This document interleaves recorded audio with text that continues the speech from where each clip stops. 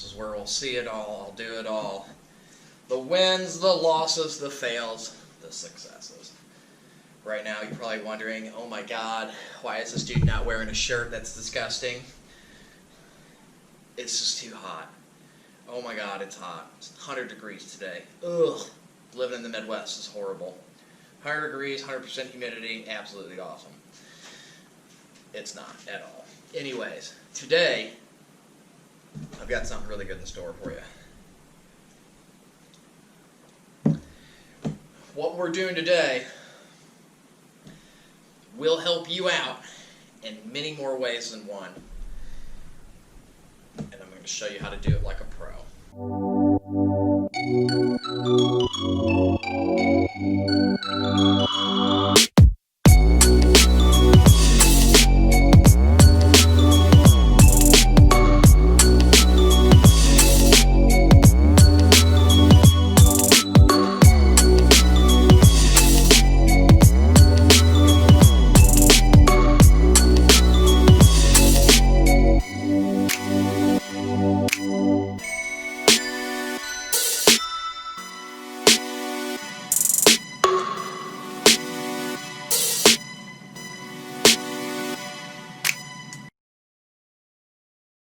Today, though, I'm going to start out with what you have to do and some of the tools that I use so I can lay fiberglass like a pro.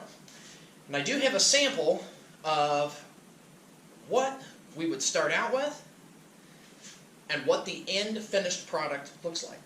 So hang on. Alright, so I went from this regular Nitacor, okay? This is that honeycomb plastic with, now this is the pre-laminated one, so it already has the material so you can fiberglass directly to this. This makes it very handy. You don't have to score it, drill it, or adulter it any type of way to get a better adhesion with your fiberglass. This stuff is actually fairly expensive. So you're going to go from this, okay, to this. Now this is your regular polyester resin. This has no pigment added to it, and this is chop strand polyester resin. Okay, so I laid down polyester resin, put chop strand on it, and then I coated it with more polyester resin. And as you can see, it's, you know, I mean, it looks like chop strand. It's kind of wavy. It's got all. It almost looks like you glued hair into there, clear hair. This, however, this nice smooth structure, not wavy, not flat. And now it's not glossy, and that is because I sanded it. What you can't really tell on there is the thickness. This is probably only 2 millimeters thick of fiberglass. However, that is solid. I can stand on it. I mean, I can stand on this together, but look. Okay? This is what I started out with. Look at that bend. And I can keep going. Now this is a smaller piece, it is. That ain't flexing. There is zero flex in that. And that is because on this top piece, I laid down biaxial. Now this is all polyester resin, but this is pigmented polyester resin. I added pigment to it. In this pigment, okay, this was just white, so it kind of comes out with like an opaque. When you first pour it, it's very, very glossy. Or I guess an amine blush is what it's blushed. I sand all that off. Then I add more, I sand it again, I add more, I sand it again, I add more, I sand it again, until you get this nice, smooth, flat deal.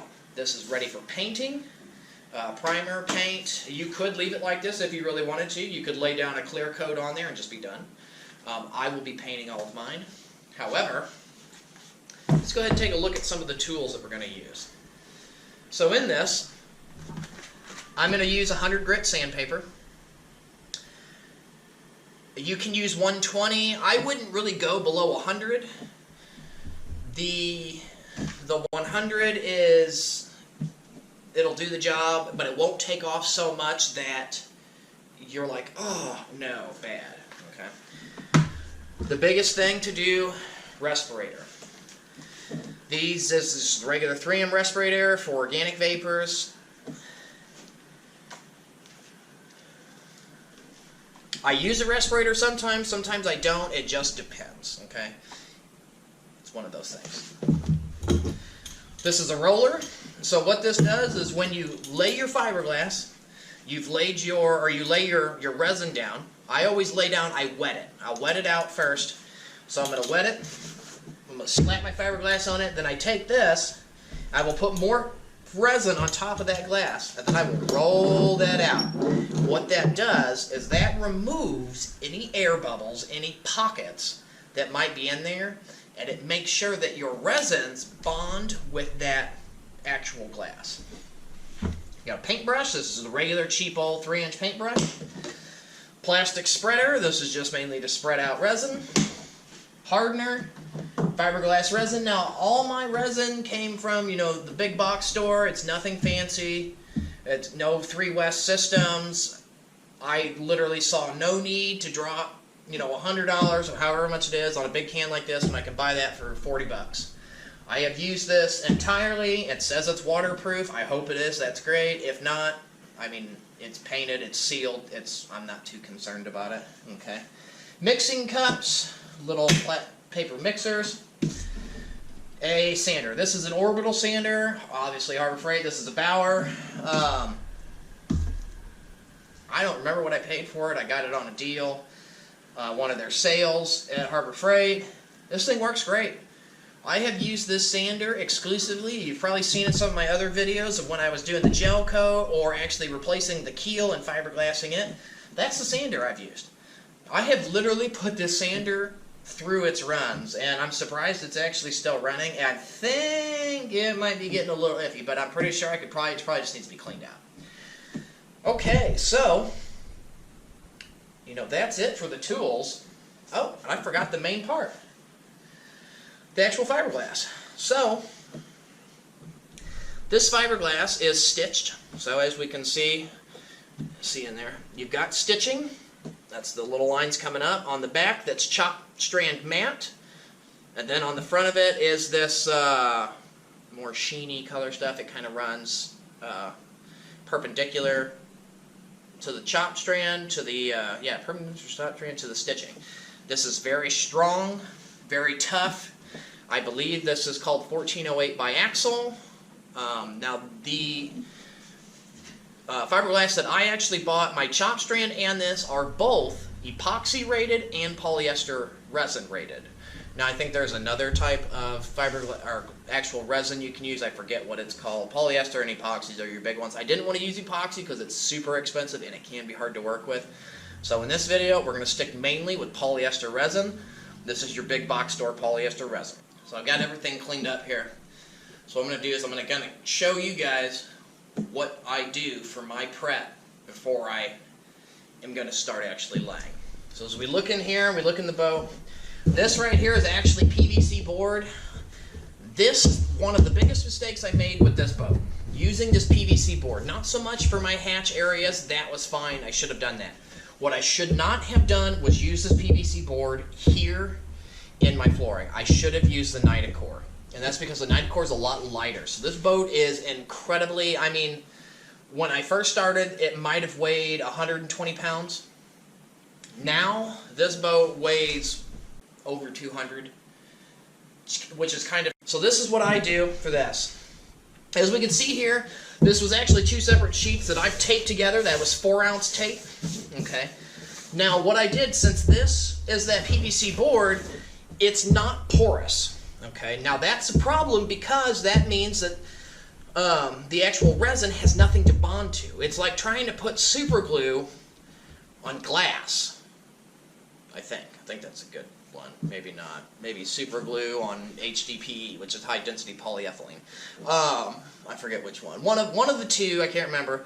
Maybe it's the HDPE. Super glue doesn't stick to it because it's not porous. It's sealed, so it has nothing to bond to. So the super glue is just bonding to itself, and you can walk right up and just flick it right off. So that's what we don't want to happen here. So all of these lines that are in here, we'll get in on those lines. So all these lines coming in here, all right? That is scoring. And I've taken a razor blade and I have dug down. As you can see, I have scored it a bunch. I came diagonally this way, diagonally that way.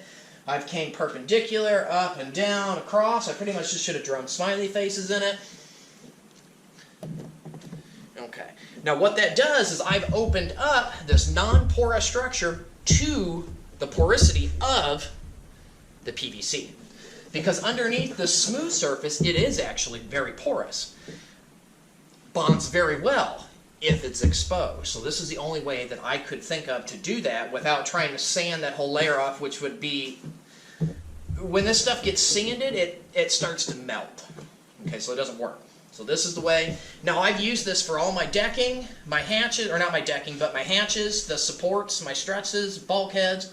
I've used it for all of that, and it works great. Absolutely works great. So the next thing that I did, okay, is I came in and I taped these sides down real good. So this is just chop strand. It had tape down there, but I put chop strand down. Got chop strand and all this. However, it was very wavy. Okay, very wavy, very kind of not smooth.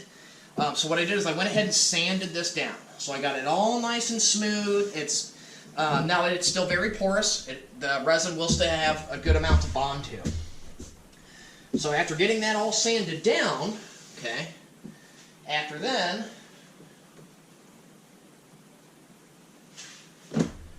I have my fiberglass. My fiberglass is cut. Okay, now what I'm not going to do is I'm not going to unroll it all out. I have it like this because when I actually put my initial layer of resin down, then I can lay that down. Well, and I'll go through on how I'm going to do that because this is going to be one single piece.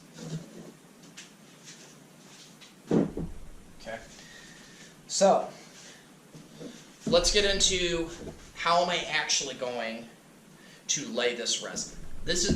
We're going over the first steps here, and the first part is making sure your work area is clean. The next part is you're going to sand your area down to make sure it's as smooth as you can get it, or you're going to remove any irregularities. I had a couple spots where I had spilled some resin, so I just big glob. Get rid of that, sand it out. You don't want that, because if you don't, and you lay your glass down, you'll have this nice flat area, and then it's going to go boop, boop. And then what's going to happen? You're going to have to sand all your glass out till you get to that spot, sand it out, and then you got to pour resin into that. And it's like, look, if you're going to do it right the first time, because then you don't have to do it over. Doing shit over sucks. It's not fun. Whew, as you can tell, it is very hot here. So, number 2, when it's this hot, don't lay glass. Do not put your resin down. I believe that the ratio is 10 drops of hardener to 1 ounce. I'd automatically back that down to 8. On like anywhere from, if it's 65 degrees, I might do 10, but most of the time I don't. So from 65 to 85, I'm going to do 8 drops per 1 ounce. Right now it's 90 plus degrees, 95 plus. I think that was the high for today. And I shut the garage door just because the mosquitoes are so bad. They were just, it was bad, not good. So right now, I'm not even going to lay resin until later tonight. I'm going to open that door up, turn my fan on, try to push this hot air and get some air moving through here.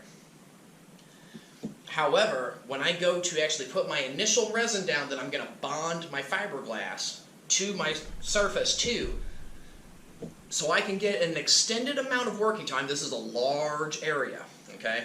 This isn't just a little casting deck. You can pour it, you know, you're good. I think your average working time is about 8 to 10 minutes, and that's at 70 to 80 degrees with about 60% relative humidity, okay? When it's 95 degrees and 90% humidity, your working time might be 5 minutes, max. This is a lot of area to try to get your stuff spread out real good in 5 minutes.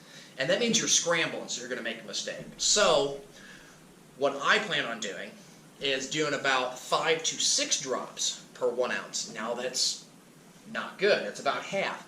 But that will extend my working time. Okay, so it's cooled off. Actually, it's been about 5 hours. That's how long I had to wait. It's still pretty warm in here. However, I feel that I can go ahead and go. So I'm going to go ahead and start with 12 ounces. What I'm going to do is first I'm going to put out a wetting coat, and what that's going to do is that's going to activate the chop strand on the bottom, but it also kind of works as a double because it helps stick what you're working with in place. And so I'm going to go ahead, I haven't quite figured out if I'm going to start here on the bottom end first or at the top, but I'm going to try to see how far the 12 ounces will get me. Oh, maybe I'm getting halfway, have to do another 12. That'd be great. It'd be great if the full 12 would just take it the whole way. Pretty sure that's not going to happen, but we'll see. So I got to go ahead and add some hardener, and we will go from there. Alrighty, let's get started. Okay, so with 12 ounces, I used about 100 drops, and we're just going to kind of just pour that on.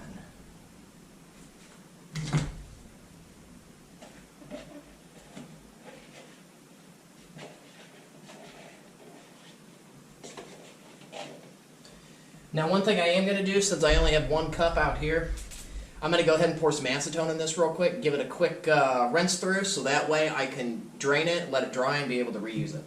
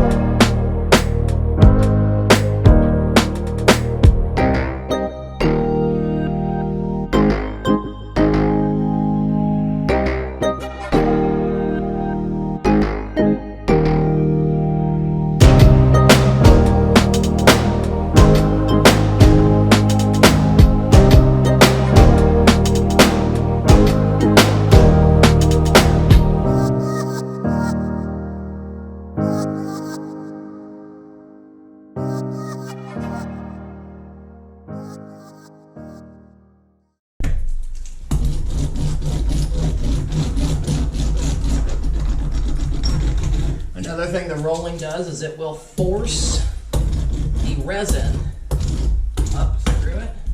So you can see where there will be, where I have pigmented and then it's kind of dry, that's where the resin has not came through, which is okay, no big deal. Okay, let me go ahead and change my gloves. So what I'm going to do is I'm going to do that down here on the bottom end.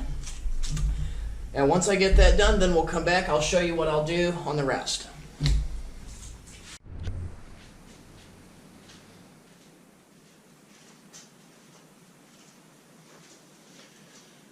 Okay, so just about fell over. Alright, so as we can see, I've got the bottom wetted out, but there's a lot of white patches in there. Those white patches have to get wetted out because if they don't, it won't bother. So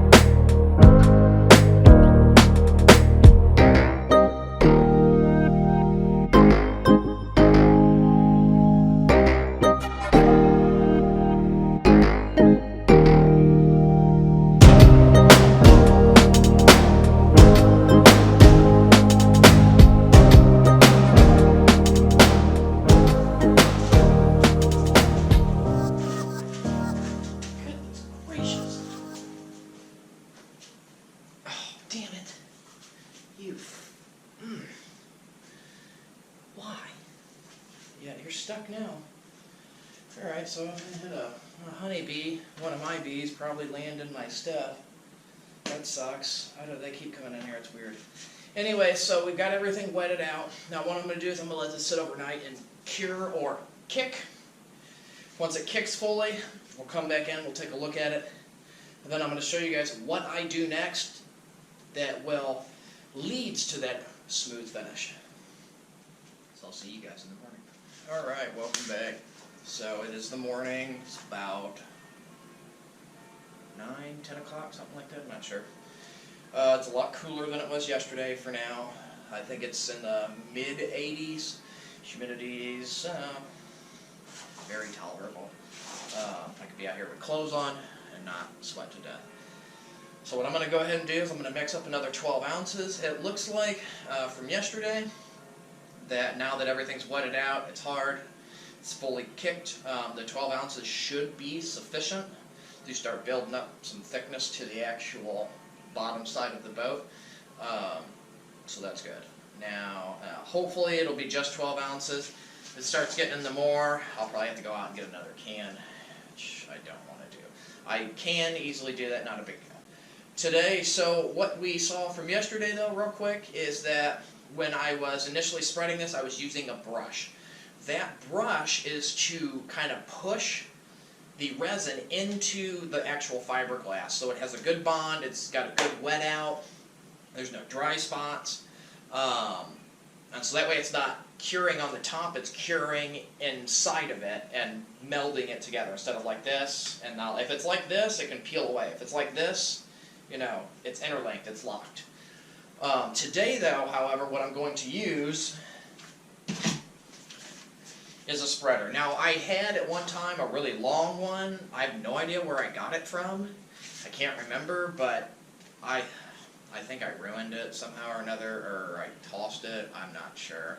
This works just as well. I mean, this is just, you know, simple mud scraper type deal. Once I'm done, I wipe it down with acetone real good to get any residue off of it or any residuals. And but what this does is it will keep the brush strokes out.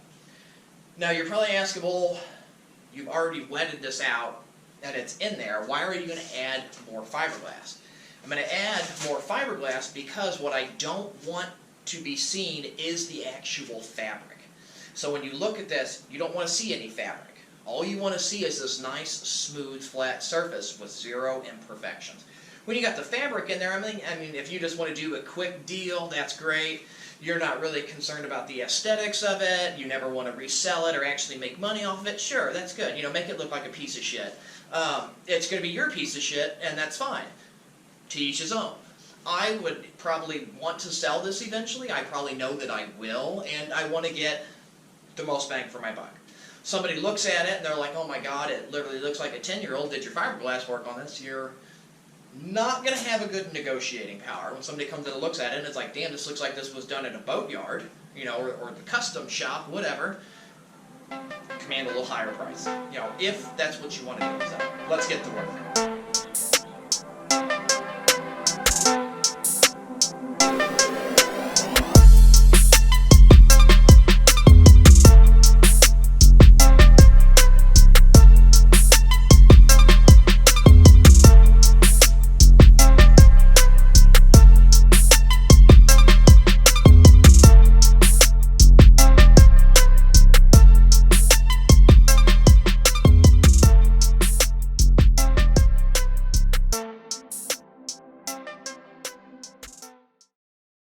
Ounces. I had to do 2 sets of 12, no big deal.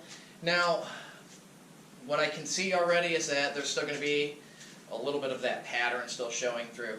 Now this is where you'll be getting the smoothness.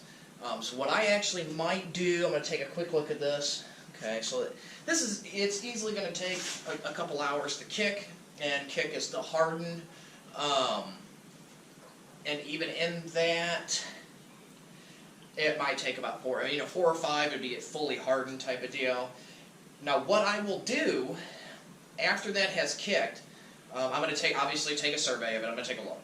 If it looks like I could probably do another 24 ounces, I want to build up at least a little bit of thickness in there, okay? Because what I'm going to do after that is we're going to move on to sanding.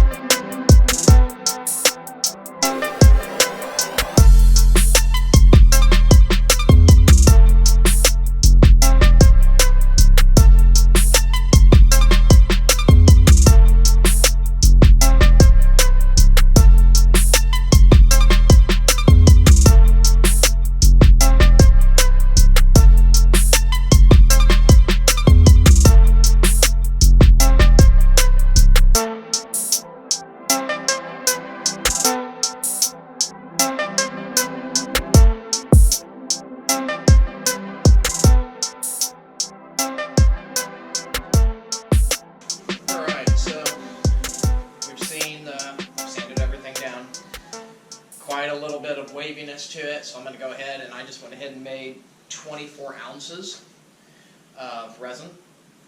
I haven't added my hardener to it yet, but I've got it poured out. So I've taped off a few areas that where the actual tape didn't get wetted out, so it formed a void. So I'm just going to go ahead and fill that void up with resin, and I'll sand it down flat to make it nice and smooth, and that way it should be okay. The rest of it I am going to pour over this, and then just kind of drag a brush through it real slowly, bring it down as best I could. It's 24 ounces, I should be good, should have enough layer that it'll fill in any of the low spots.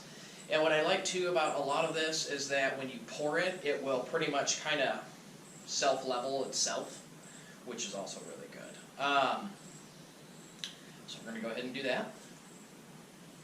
And after this, we'll kind of reassess it. If everything looks good and flat, I'm still going to go ahead and sand it down again. That will probably be the final sanding. Afterwards, after it's sanded, from there it'll be primering, painting, attaching the stern and bow decks, and installing that front faceplate. And then after that, it'll be just a few finishing touches, and the boat itself will be.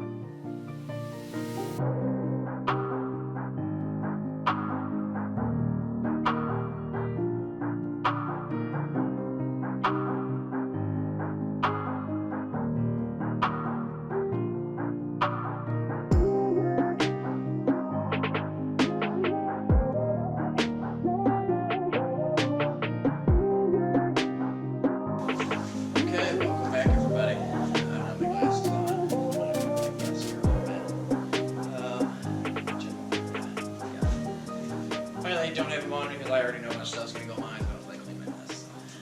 So as we have seen, we laid down 2 initial coats of resin.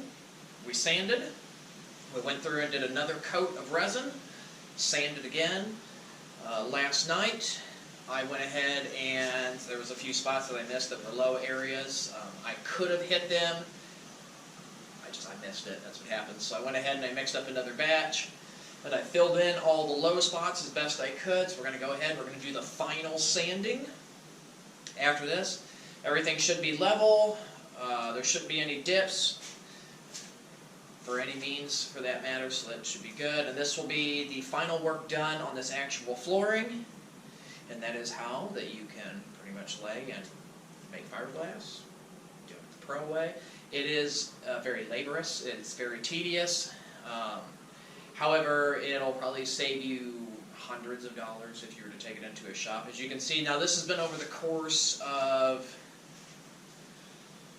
I believe, 3 days, give or take. I probably could have done this a lot quicker. However, when I pour in my resin, I like to let it sit for 6 hours minimum.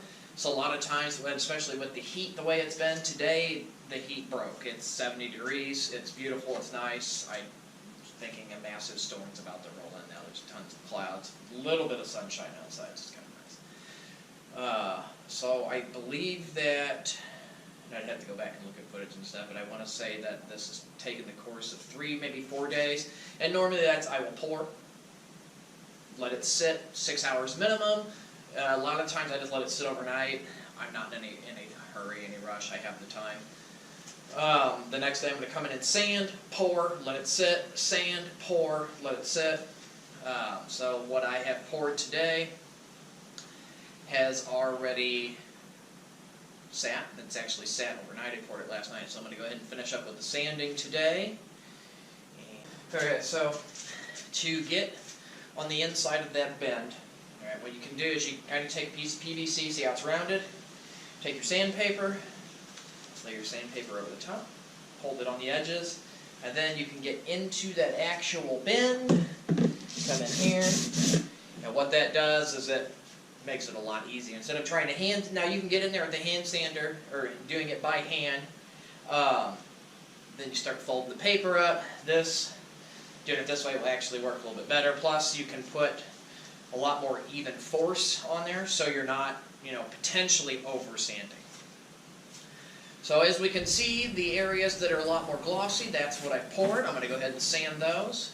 After that, we're finished. So I hope you guys enjoyed everything that you've seen, and from that, this moves on to painting. But this is how you can lay and pour fiberglass, and make your DIY in your garage work. Make it look like it came out of the custom shop. So, all right, thanks guys. Hope you enjoyed watching, and go ahead and like and subscribe.